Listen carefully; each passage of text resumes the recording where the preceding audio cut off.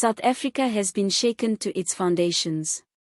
MKHWANAZI has just unleashed a political bombshell, laying bare Jacob Zuma's clandestine dealings nobody thought would be revealed. The news is so startling that the citizens, analysts, and even Parliament are all running around trying to figure out what it implies for the nation's future. Might this be the scandal to finally turn it all around? Stay with us because we are peeling off the whole story. And believe me, you don't want to miss any detail. But first, make sure you subscribe so you're always in the know when political drama like this happens. Jacob Zuma's name has been tied to controversy for decades. From state capture inquiries to allegations of mismanagement and corruption, his political career has been marred by scandal after scandal. But MKHWANAZI's latest revelations may be the most explosive yet. Telling it straight, the opposition politician charged Zuma with being at the very epicenter of clandestine activities that allegedly dictated not only the political but also the economic contours of South Africa. For much of South Africa, Zuma symbolized a period that they eagerly sought to leave behind. And these fresh allegations risk reopening scars that were never fully closed. The country is shocked not just due to the severity of the charges, but also because they target the essence of the country's democracy. If true, the claims would vindicate long-standing fears regarding how far corruption had gone in the state during Zuma's presidency. So, what did MKHWANAZI actually uncover? In his affidavit, it was said that Zuma had allegedly made a number of clandestine deals with influential businessmen and politicians. These were not low-level transactions or gossip. They were high-level deals that, if true, would present Zuma as a major player in webs that shaped everything from billion-rand government contracts to the appointment of cabinet ministers. But it extended beyond money. MKHWANAZI alleges these transactions were about power controlling what South Africa would become from behind the scenes. Some of the choices claimed affected national security and opened up critical state institutions to corruption. At its core, MKHWANAZI is alleging that Zuma was leading a shadow government, one that existed alongside legitimate frameworks, guaranteeing loyalty, riches, and power for an elite group. The reaction was explosive. Within hours of the revelations by MKHWANAZI, hashtags trended on social media. #ZumaX exposed and #MKHWANAZI bombshell were like wildfire, with citizens expressing outrage, incredulity, and fatigue. For most South Africans, this is not just about Zuma himself. This is about betrayal.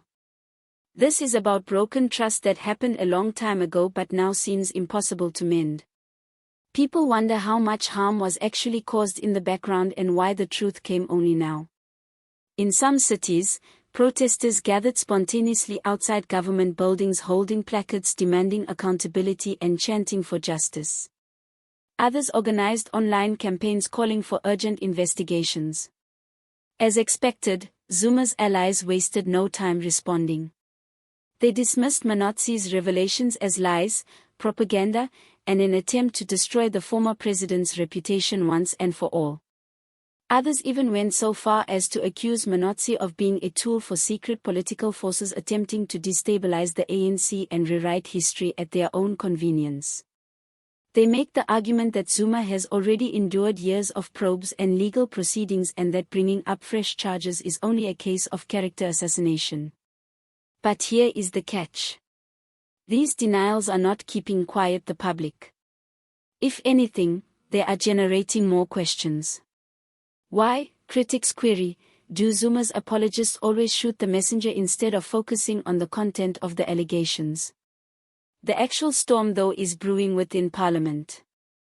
The opposition parties have pounced on the exposures, calling for instant investigations, impeachment hearings, and even criminal prosecution if the allegations are found to be true. Discussions have become heated, with MPs at odds on whether Zuma must be called to testify once again, this time under oath for the new charges. Meanwhile, the ANC is again pulled back into Zuma's orbit. The party is divided in its loyalties. Some think the ANC has to rally around Zuma for the sake of the party's legacy. Others say it's time to cut loose altogether and caution that holding on to Zuma might drown the ANC's reputation forever. This split is opening up old wounds in the party and stoking fears of a growing factional conflict. What is most threatening about this news, however, is its timing.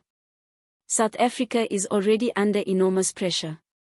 Rolling blackouts, unemployment, and pervasive poverty have led citizens to be frustrated with leadership. Corruption scandals mount, further eroding trust in government institutions.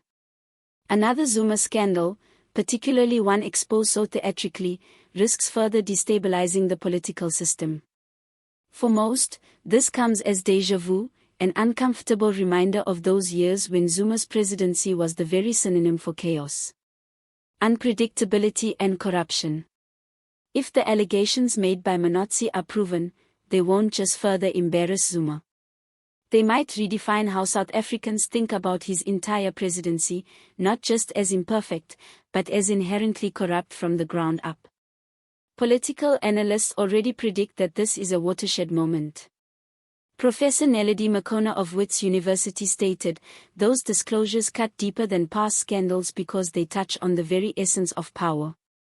If true, they imply that important decisions regarding the governance of South Africa were taken not in the interests of the people, but in the interest of cables that operate in secret and are dedicated to Zuma." Others say the ANC's reaction will tell us if the party will be able to ride out the storm.